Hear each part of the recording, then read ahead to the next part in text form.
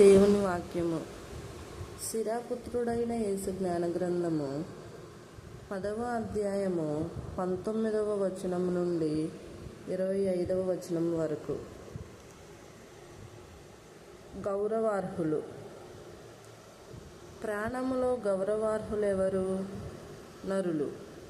ఆ నరులలో గౌరవార్హులెవరు? దైవభీతి కలవారు. ఇక నిందార్హులెవరు? నరులు. ఆ నరులలో నిందార్హులెవరు?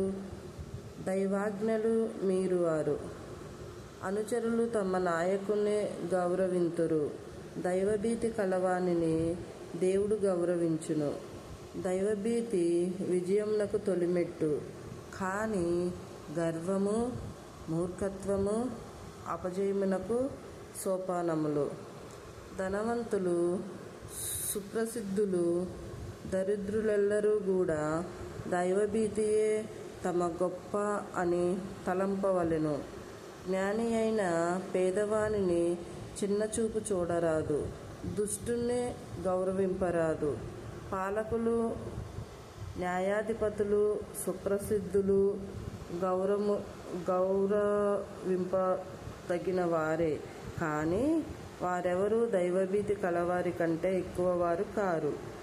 తెలివిగల సేవకుని స్వేచ్ఛాపరులైన పౌరులు సేవింతురు. తాము తెలివిగల వారేని వారికి అది తప్పుగా చూపట్టదు. ఇది ప్రభువు వాక్కు.